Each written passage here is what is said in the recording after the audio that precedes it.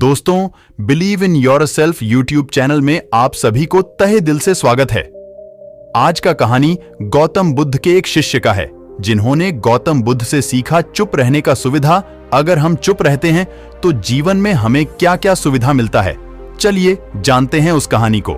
एक समय की बात है, गौतम बुद्ध के शिष्यों में एक युवक था।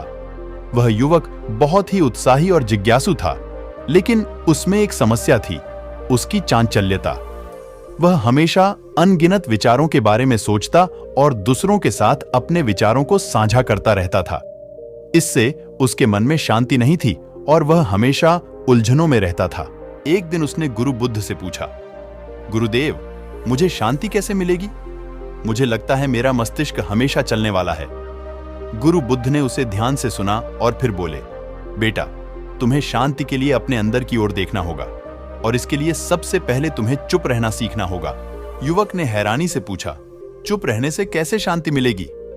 गुरु बुद्ध ने कहा, चुप रहने से तुम्हें अपने आत्मा के साथ जुड़ाव मिलेगा और जब तुम अपने आत्मा के साथ जुड़ जाओगे तो तुम्हारी शक्ति बढ़ जाएगी और तुम्हें अपने जीवन के महत्वपूर्ण निर्णय लेने में मदद मिलेगी।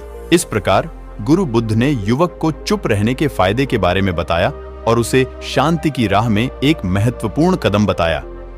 युवक ने गुरु की बातों पर गौर किया और वह चुप रहकर ध्यान करने लगा।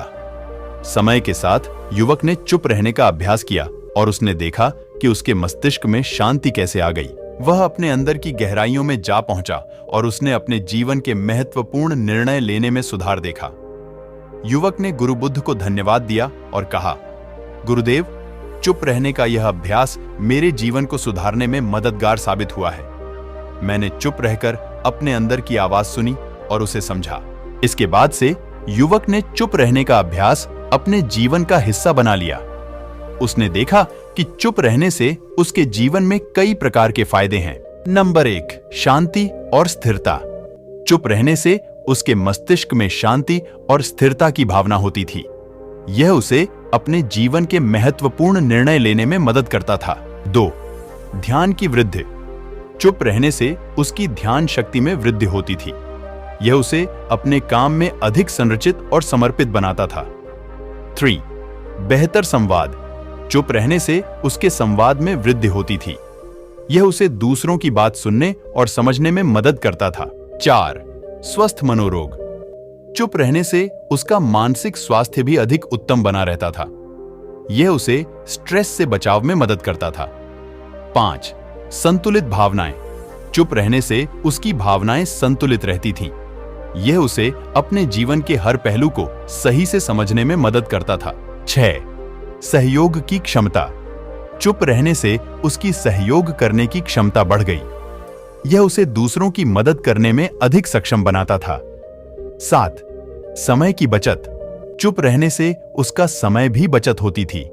यह उसे अपने लक्ष्यों की प्राप्ति में अधिक सक्षम बनाता था। 8, स्वयं की पहचान। चुप रहने से उसकी स्वयं की पहचान में वृद्धि होती थी।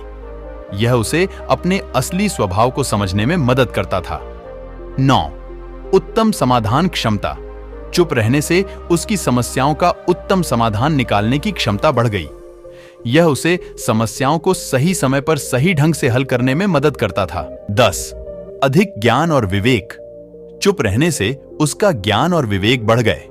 यह उसे अपने जीवन के अहम क्षणों में सही निर्णय लेने में मदद करता था।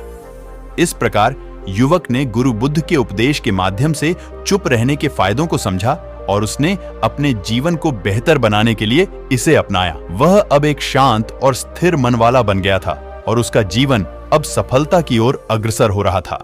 दोस्तों, अगर इस कहानी आपको पसंद आई तो वीडियो को लाइक कीजिए और हमारे चैनल को सब्सक्राइब करके बेल नोटिफिकेशन आइकॉन को दबा दीजिएगा, जिनके मदद से हमारे चैनल का सभी नया वीडियो का अपडेट आपके पास जल्दी पहुंचे।